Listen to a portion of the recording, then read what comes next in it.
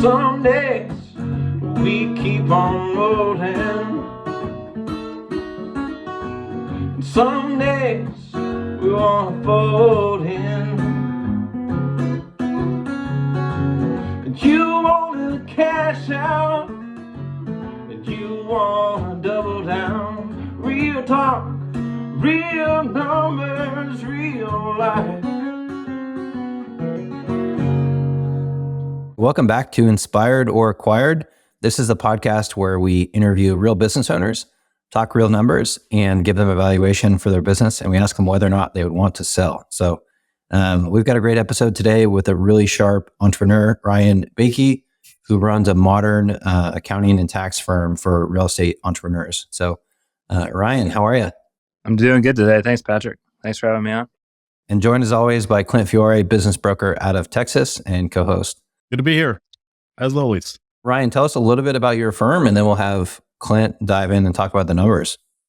Yeah, so my firm first started in 2021. I was actually working for a Big Four at the time. And of course, like many other people do, you start potentially moonlighting on the side, or you start have dreams and aspirations to do something much greater. And so I started a little bit on the side. And once I was able to achieve that income goal that I needed, I left Big Four to run my firm full time. So January 2022 was my exit when I escaped the rat race, my Shawshank Redemption escape from prison. And my goal that year was, hey, if I could just make $150,000 net, I'll be okay, and on my own schedule. And we did much greater than that. I did $800,000 in revenue my first year full time, working for myself, and then about $1.8 million last year. And then this year we're on track to do a little over $2 million.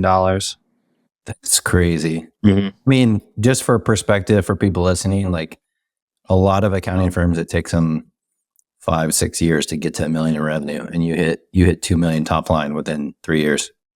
Yeah, and a big component of that is because we're probably split 50-50, maybe 60-40 between advisory services and prep services. In terms of most of our new clients now are paying us a consulting fee or an advisory fee to join, right? That's going to include access to us for email, phone calls. They get 3 one-on-one calls with either me or an advisor, and they get a lot of tax planning and hand-holding throughout the year. It's not just your annual compliance tax return filings. That's what I want in a CPA. I feel like not enough are doing that, and maybe that's the reason. I feel like we got 2 storylines to talk about here, Ryan, on the business front. First off is, we started talking about it just now. How the heck did you grow so fast? Where are you getting your customers? Was this a network you already had? Like, I'd love for the listeners to be able to get kind of some takeaways on that rapid ramp. And then the second storyline, which we're going to get to in a minute, is like you have unusual profit margins and in a good way. And so we want to get into like that as well. And I think this will be just some great stuff that anybody listening can kind of apply to their businesses. So let's start with that first one real quick. Let's talk about these two, and then I'll get into kind of valuation talk here in a few minutes. But talk to me about that ramp up. Was this, did you just know a bunch of people that were quickly signed up with you, or did you do marketing with new folks, or like, how'd you get all these customers? Yeah. So the first thing you want to do is provide value without ever asking for anything in return. And I remember when I first started, I would join Facebook groups of other real estate investors. Just these real estate investors love hanging out in Facebook groups, by the way, if you haven't figured it out. They like Bigger Pockets forum. They like Facebook groups. And so I would set a timer on my phone for 15 or 20 minutes every day just to respond to people's questions. And this was even before I started taking on clients. I would just provide value. I would answer people's questions about taxes or finances. And it got to the point where people would post in that group and they would say, oh, I don't know the answer, but this guy Ryan does. And they would tag me. And so it just grew like that. And then the people who had the influence, which were the real estate, banks, lenders, attorneys, coaching gurus, all those types of people that you can create a relationship with, they put you in front of their people. They put you on a pedestal. And now you're using what I call OPA, other people's authority. So you share OPM, other people's money, but other people's authority is a really big part of building your business.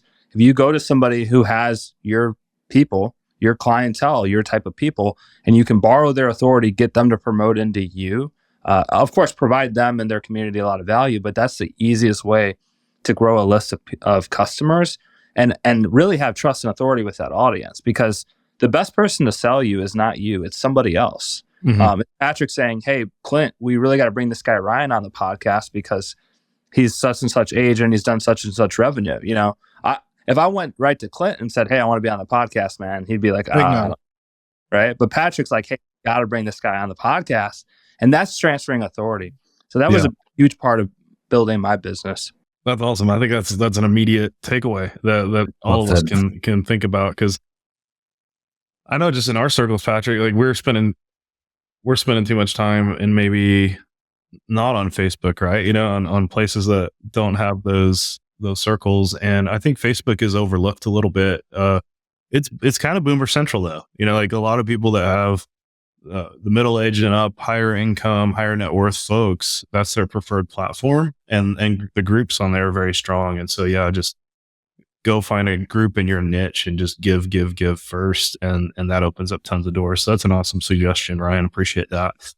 And the thing too, because a lot of people get this confused. So Facebook groups are great, at least for my general population of the 35 to 55 real estate investors. I would say they have money to work with and they already have properties. Now, depending on your demographic and who you're marketing to, if you're marketing towards content creators, younger self-employed people, they may not be on Facebook groups. The 20-year-old kid that he thinks Facebook's for his grandma, or boomers, right? So you just have to know where your fish are swimming, okay? And that's what's really important. Is a lot of people try to start their own group or their own community on some random platform. You don't want to change the modality where your prospect is already spending most of their time on, which half the world has a Facebook account. So why not start a Facebook group? Yeah, makes sense. So let's talk dollars and cents here a little bit. I was pretty amazed when I looked at your numbers. Like we take an onboarding form before our podcast and kind of look over your trends and your revenue and your profit. And, we had 1.8 million of revenue last year with about a 50% margin on what I would call SDE. So if we add what you pay yourself, because you're not a hands-off owner, you're a hands-on owner, you're serving clients, you're doing a lot of this high value work inside the company. So you're hustling, you're in there working, paying yourself 200 grand or so. But then even after that, you're still making about 700 net, which means if you smush those together, owner benefits roughly 50% of revenue. And that's phenomenal. I think there's something to address there in this show is like, I want to talk about the implications of that on value. And then I also want to talk about just kind of what are some takeaways for our listeners in terms of how did you build that machine that's able to deliver that much value where you've got these happy customers getting really white glove service, but you're still getting that good margin. Like what's some of your top secrets there? Top secrets would be, if you niche down into a specific industry, you're going to get the same questions over and over again. Hey, I'm going through a 1031 exchange. I need to know if I should do a cost segregation study. Like you're going to get the same questions over and over. You should build a platform of yourself that records those types of videos, that records answers to those questions, and send them to your community, send them to your people. And then you say, hey, look, I filmed this great 6-minute video. It's going to answer a lot of your questions. You can come back to me with any actual specific questions that you might have about your scenario. And 9 times out of 10, they don't have any other questions because the video can answer the question for them. And so that kind of gets rid of this back and forth of you and the client, or like having to get on the phone with them every single time. But it also builds credibility and authority. Then that's one of the reasons why I have my podcast. It's called the Learn Like a CPA show right now, going to be rebranded to Tax Free Wealth Podcast. But if somebody reaches out and they have a question, whether it's a prospect or a client, and I send them a video of a podcast that I recorded in March of 2022, and it's 2.5 years later, that shows authority of, hey, this guy's been doing this for a long time. He had a podcast about it 2.5 years ago. And so little things like that can really streamline your process as far as client back and forth. So we like to do the current business model that I have. They get 3 one-on-one calls with us to talk about tax strategy and consulting. But there's also a weekly group call that I do with everybody that's in that service. Okay. And what that does is it creates a community. Okay. A community of people that are armed against a common enemy, which just for us, it's like the IRS, right? We don't want our clients, real estate investors don't want to pay as much in taxes, right? Real estate investors can also be armed against corporate America, like they want to leave their W-2 jobs. And so it builds this community, and it's very sticky where people don't want to leave. But also what community does is people want more than what they already have. So I'll ask you guys a question, Clint, like where's your first primary residence that you bought? First ever, or the one I'm in? Exactly. Right. So you bought a house, you like that house, but then you're like, I want a new house in a nicer neighborhood and a better, right? So same way that we upgrade status with houses and cars, people also want to upgrade their status in life in real estate and businesses. So they might go from just becoming a tax prep only client to not getting access to that community to then becoming a tax strategy client. And then they get access to that community of other real estate investors. So what does your average client pay you per year? Right now it's between 7 to 10 grand. Okay. And that's for tax planning, the community, and the tax services, right? No bookkeeping? I don't do any bookkeeping. We're working on developing relationships with people that can do bookkeeping. Believe it or not, real estate investors are probably the most ripe for wanting to do it themselves and at least thinking that they can do their bookkeeping themselves. We, of course, always know that that's not the answer, but we're working on a solution right now. And do you do the cost seg studies? We typically don't want to do the cost segregation studies. We'll refer that out to a vendor, a third-party vendor. Yeah.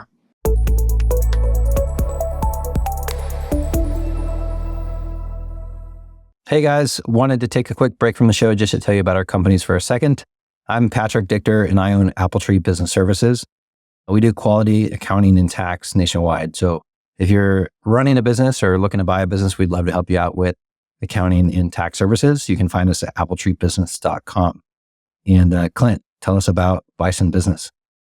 Yeah, Bison Business is my firm. We do nationwide M&A. So we help people buy and sell companies.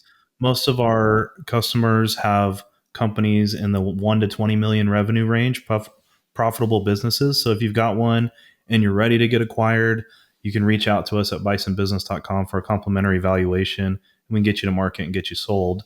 If you're a listener that's a buyer that wants to buy a company that size, make sure you're on our email list because we'll send you out deals first before they hit the market anywhere else. But we'd love to serve you anytime you're thinking of acquiring or selling your business. We want to be your first stop at Bison Business. Awesome. Now back to the show. Okay, so the takeaways I got, and Patrick, chime in if you got anything else, but I got like niche in, because then you can become a real high level authority in your niche. Use video to scale your advice. So you want to provide value at a higher level. So you're not commoditizing, just who can give me the cheapest tax return. That's what you want to avoid, the race to the bottom commoditization of this service. So he's got a higher value service, and then he's scaling it to be higher margin by using videos as a form of leverage to kind of get the 80-20 rule in effect, the 80% of stuff that takes up most of your time, that's repetitive, get that, as scalable and automated using video as you can.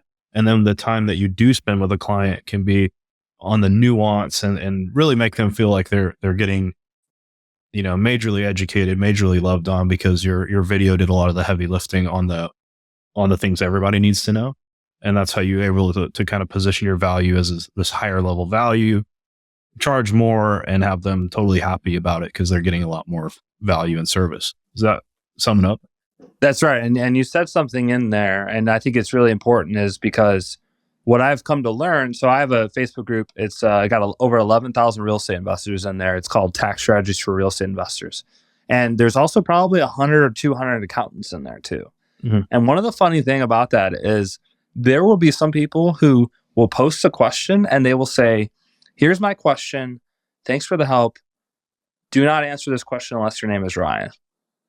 Right? Even though there's another 100 or 50 accountants in there that are just as qualified to answer the question as I am. because they're CPAs, they're EAs, right? Mhm. People want me to answer it. And that's where you have the differentiator where we're able to charge more money or more for that same exact service, is because people view our opinion better than other CPA's opinion or other tax advisor's opinion. That's pretty powerful. And for what it's worth, I mean, normally you'd expect to see 1.82 million revenue firm with SDE of like, anywhere from 200 to 400,000. And you're literally more than double that because of, the systems and authority and lean mean machine that you've built here. So, pretty impressive. Clint, what do we think this is maybe worth? Or So yeah, that's a great segue spot though. And we'll just, as soon as I get back, we'll just dive into I want to get into like the valuation, and then just kind of like, what's your motivation, and like we do. Do you have a coach right away, Ryan? Like a content marketing coach or like a funnels coach or something? I didn't have a funnels coach right away, but I had basically a full-time social media guy who would help me post. I had to be the brain of what was going on the marketing side for the longest time. But that is what I did put time and effort into. So the event that I was just at this past week, the guy that was hosting that, he's the first guy to ever tell me to build my email list. He's the first guy that told me in 2021, 2022, he's like, start building your email list.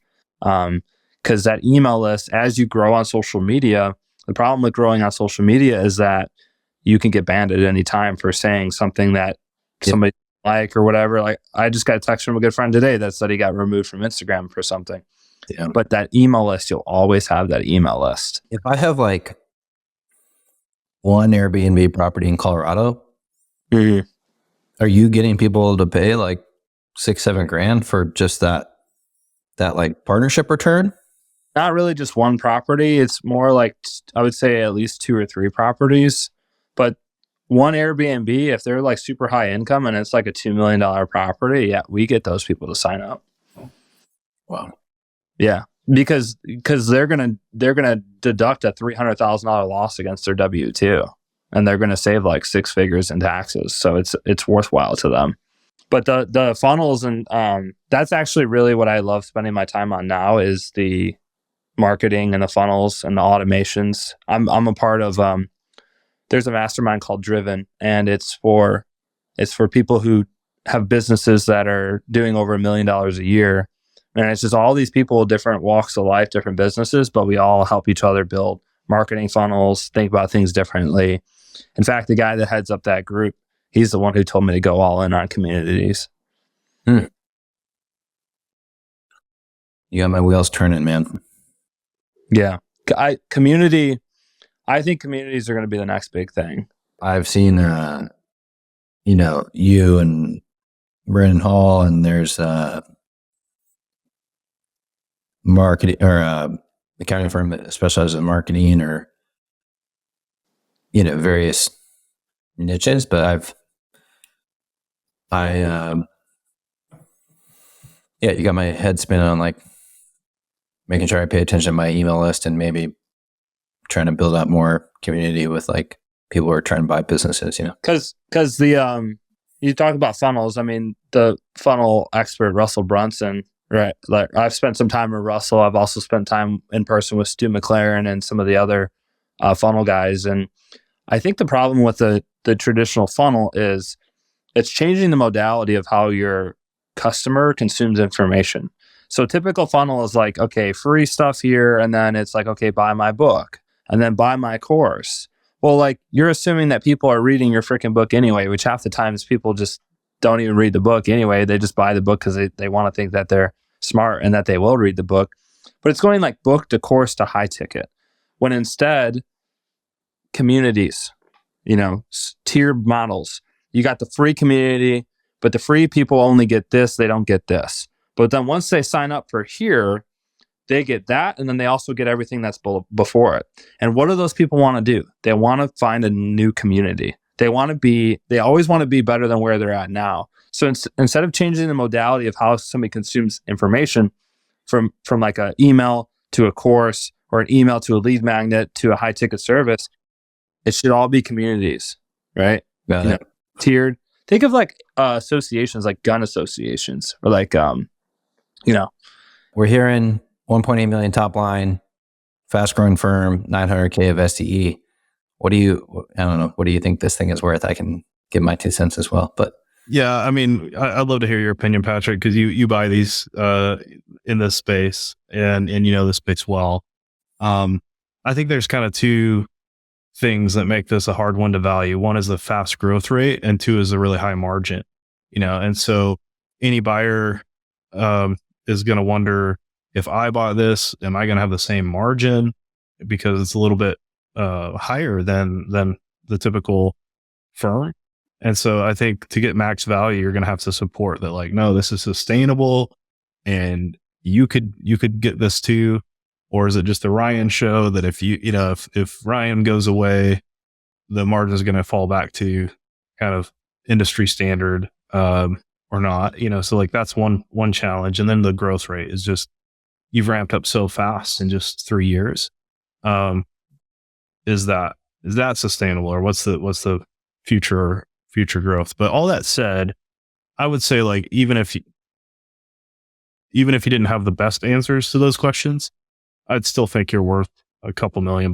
Like probably like $2 to $4 million is my large ballpark because of those moving factors. But I think to max out a sale, you'd probably have to do a little bit of a stick around for a while and be part of this, because I think you're such an important figurehead to the company right now. And so there's always a spectrum when you sell. Like if you just want, hey, I just want cash and then I'm going off to Tahiti, like you get a lot less than, no, I'll take some terms and I'll stick around and help you. Then like you can get a much bigger purchase price if you're able to be more flexible on the transition, the terms, etc. But that's kind of my rough ballpark as far as like where I think you might fall if you were to go to market today. Do you agree with that, Patrick, or where's your head at on this? yeah, I think, most accounting firms this size would trade between like 3 to 5 times SDE, right? So like generally speaking, but yeah, as somebody digs in, they'd say, well, am I going to be able to sustain the clients if Ryan's not here, and am I going to be able to pick up new clients when, I'm maybe not doing the podcast or haven't figured out the Facebook groups. So I don't know, but Ryan, are you going to sell this thing for $3 million and go do something else, or? Yeah, like we haven't talked about your personal life and stuff. So like, what can move the needle for you, or what could get you excited in terms of selling your business? At what point do you start thinking about it? Yeah, I think, I'm still pretty young to kind of sell, because then that would beg the question of like, what else would I do with my time if I was just sipping pina coladas on a beach, like Craig might be in a couple of years. But one of the things that I was telling Patrick, like I fell in love with the marketing and the funnels and the automations and just the getting somebody to see a page, to get interested, capture their information, nurture them over time, position yourself as a subject matter authority, and then sell them something. And then not only sell them something, but keep them in there for 5-10 years. Like, how do you do that? And this is what I've been obsessed with. I've been obsessed with creating funnels and the marketing. And so if I could, sell my company, but part of the agreement is, hey, I'm going to stay on as the chief marketing officer, or I might be the one running that side of the show. That's something that I would do. And I'm also very interested in potentially helping other CPAs and accountants build their marketing sounds like maybe systems at this as well. stage you don't have a better use of your time, but you do have a part of this that you're most passionate about. And if you were to think deal, roll equity, get somebody who can help you scale the ops side and the fulfillment side, so you can scale the marketing side, and that could be the potential winning formula for you. Is that kind of what you're thinking? Yeah, and that's something I've been thinking about. And because at the end of the day, my biggest fear is I do something for 10 years and then I fall out of love with it. And then it's like, not that I wasted all that time, but could I have done something different or something bigger? And right now, that's what's going through my head is, hey, is there a better market? Is there a better place for me teaching other accountants how to do funnels and automations and marketing just the same way that I did? Or do I kind of stay in my lane and do it for my firm, build my firm up to 5 or 10 million first and then go sell the shovel or teach other people how to do it? Yeah. That's a great point. And take us into the future. Like, take me, you're growing so fast. You just started this a few years ago and it's already worth several $1,000,000. What does it look like 5 years from now? Like, where do you think you'll be? If we were to just get together again on this podcast in 5 years and you were to tell me your numbers and kind of where you're at in life, what are you looking at? 5 years later, I can't tell you numbers wise, but I can tell you what I'll be doing. Okay. I'll be traveling the United States, popping up random places, speaking on taxes, teaching investors how they can save money. And there's going to be different communities. Okay. We got the tax-free wealth community. That's the free community, right? We got the real estate tax prep community. That's the next tier up. We got the tax strategy community. That's another tier up. And just like I said, how people want what they can't have, I'm just going to be a community leader of all these different communities of real estate investors learning how to save money on taxes. And I'm just going to be traveling the world speaking and teaching at these events. That's what I'm doing. So can you give us a ballpark of like where you think your firm might be? Do you think you can get, up to 4 or 5 million in revenue, or what? I think I can get to 10. 10 within the next 5 years? Why not? All right. I believe you, man. I mean, I believe it the rate he's going. yeah. Yeah. You think your margins will hold? Well, that's the thing is, as I get out, that's the question is, as I get out of the business and I remove myself from the day-to-day, those margins are obviously going to go down because I'm paying people to replace me. But the goal is, well, now I can spend more time on the marketing, the sales, things that can grow the top of the funnel, which might end up driving more total revenue to the firm, right? So revenue is going to go up, margins are going to go down percentage-wise, but overall revenue and SDE are going to go up. Mm. Yeah. And what are you doing with all the leftover profit? Are you buying real estate eggs, or? I buy real estate. So I do campgrounds, short-term rentals, RV parks, long-term rentals. I do also have money in the stock market too, taxable brokerage account. So I do everything that we advise our clients to do too. That's awesome. Clint asked our other podcast guest who owns an accounting firm and they do wealth management, where do you invest your own money? And he was like, honestly, my best investment right now is my firm. So it's just kind of an interesting answer to hear from him, in terms of like the best ROI. But it sounds like you're what you preach as well on the real estate. I believe there's some truth to that. When you look at the percent that somebody could earn by putting money into their business, as opposed to putting money in real estate and having to wait that long term to kind of see that same exact return. First, you would want to make sure your business is set up so that it's not relying upon you to fulfill the work. Then I would actually start dumping and cranking money into the business. So, because otherwise, you dump money in, but you're the one doing the work at the end of the day. You don't have a business. You just have a high paying job. But one guy that I met, the only guy that I've ever met that had a private jet, he goes, "You make your money in business. You keep your money in real estate. You keep your money with real estate." And I'll never forget that. 100% agree with that. I think that people put the cart before the horse sometimes. And I think you're doing the right thing with the focus on the community building, the business building, because, just in the quick ramp up in the last 3 years, imagine how much more you can invest, making $900K versus $150K, which was your original goal, right? And if you're just making $150 and hadn't invested in hiring the team that you have and building the systems and the processes that you have, you'd have hardly anything left over to throw into real estate. And so, sometimes people get obsessed with the ROI on these different investments, but they're throwing in those little dollars. I'm like, get a bigger shovel, get a bigger fire hose or whatever metaphor you want to use, and then you can really do something with it. And a small business, I think, is the best way. I'm obviously biased towards a small business owner, but I just think it's a great way for normal people to be able to create, kind of higher earnings than they can anywhere else by just running the fundamentals right and building a nice business and a nice team. Right. So you got a family? I haven't asked you about your personal life, but I mean, like, what makes you tick here? Like, why are you doing all this? Where's this taking you? Yeah. So great question. So, Maya Angelou said, people will forget the things you said. They'll forget the things you did, but they'll never forget the way you made them feel. And that's something that I want to spread positivity in the world as much as I can to my family and other people. I am married, almost coming up on a year. We're celebrating our 1-year anniversary in Cancun next month. But my real only goal with money is nobody with my last name has to worry about it. That's my only goal that I have with money. If you got to ask me that question, that I don't need to drive a nice car or live in the fanciest ever house. I just need to make sure that when push comes to shove, nobody with my last name needs to worry about money. Very good, man. Well, congrats on the 1-year anniversary. That's awesome. Thank you. Yeah, I do a lot of fishing. We're fishing and hunting. We're gearing up to go 2 days is opening day dove season coming up this weekend and Labor Day. I love, like I said, fishing, hunting, love playing sports. I was a collegiate athlete. I spent a lot of time playing volleyball.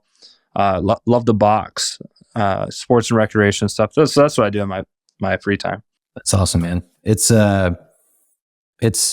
crazy. Just, I can't get over how quickly you've grown coming out of the Big Four, and to be able to grow as fast as you have and be able to maintain those other hobbies in life and, be married and have that perspective is pretty incredible. So when you were at the Big Four and thinking about coming out, like right now, you're like black belt marketer, right? Like you're 10 out of 10 funnel ninja, right?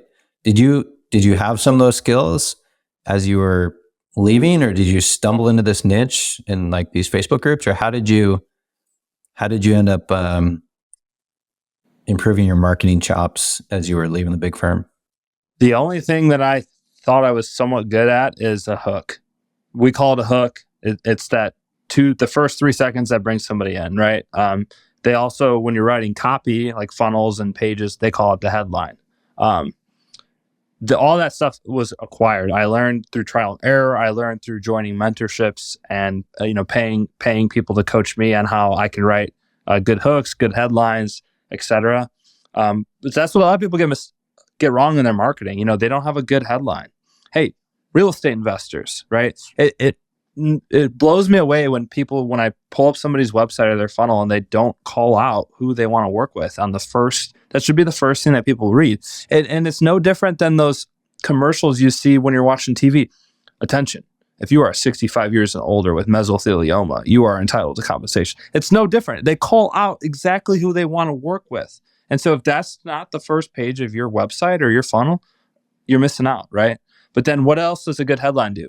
Keeps their attention long enough so that they consume that information and then you could sell them something. And the other mistake that people make in marketing is they don't give their prospect an easy way to book a call or to become a client. You should be able to sit your grandma down in front of your screen and she should be able to book a call that within the same sitting. If your marketing, your page is not easy enough to do that, throw it all away and create a new one. I love it. This is gold. And if anyone's wanting to see it in action, they can go to your website, taxstrategy365.com. Yeah. So if it wasn't real estate, what other niches do you think are good niches right now for accounting and tax? I was thinking about the crypto industry, but that almost might be worse than real estate when it comes to cyclical business and having to deal with environmental conditions that are outside of your control, like interest rates, who's being elected, et cetera, like that. So crypto might actually be worse than that. One of the things we're going to be looking into doing is finding communities of different niche industries. So like we own laundrytax.com, we own rvtax.com, we own a lot of these little businesses, small businesses or like consumer businesses. And we're going to get attached to those communities. I might even end up building those communities myself. I'm working with somebody right now to help with, if you type in laundromats.ai, it's going to be the largest community for people who own laundromats. So if you own a laundromat and you have a problem with this machine or you need to know what part you need, you'll be able to go on that community and figure out what part. But then we're going to be marketing to all those people who need somebody to prepare their tax return for laundry businesses and machines. So, I like it. You're already thinking about your next industries and your next move. So 5 years from now, you said you could be doing 10 million top line and maybe 4 or 5 million of profit. why not? Would you sell then, or you think you'd keep rolling? Everybody has a price, right? One of the things that Russell Brunson said is, real fulfillment, real success comes from achievement and fulfillment. Achievement being, okay, you've reached these revenue goals or these earnings goals, you made $1 million a year. That's achievement, right? But what about fulfillment? Like, do you enjoy what you do? Do you enjoy helping other people? And at the end of the day, when you shut everything down, did you enjoy that? Do you get fulfilled by that? That's the true definition of a success, is when you can have achievement and you can have fulfillment. That's real success. And something I tell my clients all the time, a lot of people's highest ROI skill isn't also what they're most passionate about. Okay. So like a lot of our doctor clients, their highest ROI skill is being a doctor. But what they're most passionate about could be real estate investing. It could be coaching their kids' sports team. It could be all these other things. If your highest ROI skill isn't what you're most passionate about, then this just becomes a means to an end until you can find yourself doing this full time. And so as long as I can keep my highest ROI skill with also what I'm most passionate about, I'll continue to do that forever. I can feel it. I can hear it. You're I love that paradigm. You're in your sweet spot. Clearly having a lot of success with this and really enjoying it. So, this has been awesome, man. I don't know, Clay, if you have any other questions, but I think this has just been a masterclass in terms of no, I mean, just possible. Incredible marketing skills, incredible clarity of thought. You're building an amazing business. I just hats off to you. I mean, really, really excited for your future. Really proud of what you've done the last few years. Really want to thank you for coming on the show. I'm ready to mark him as inspired, and that's a no doubter in terms of are you inspired to keep going? And he just summed it up perfectly with the fulfillment thing. So as long as he's still being fulfilled and living his best life, growing this business, he's going to keep doing that forever. And then I think there may come a time in the future where he says, you know what, I'm still loving this, but let's talk about that majority recap, or where I could pull some chips off the table and bring on some growth partners here that want, to take this to the stratosphere and let me kind of just stay completely in my zone of genius. So I could see him, if I just look in my crystal ball, like a few years in the future, that at some point the growth starts to, I don't care who you are, the growth starts to taper, and you run into your own limitations, and you haven't found that yet. And you're having that great rocket ship ride, and you've got, definitely lots of skills, especially in the marketing front, and you're bringing a lot to the table. But at some point it's going to start to taper, and then you're going to have to decide, do I level off here, or do I bend the curve back up? And bending the curve back up might be a deal where you sell some of the company, but not all of the company, if you're still passionate and being fulfilled by what you do. So that could be a good path for you. And I'm excited to see if that's the direction that ultimately happens or not. But for now, man, keep doing what you're doing. You're doing awesome.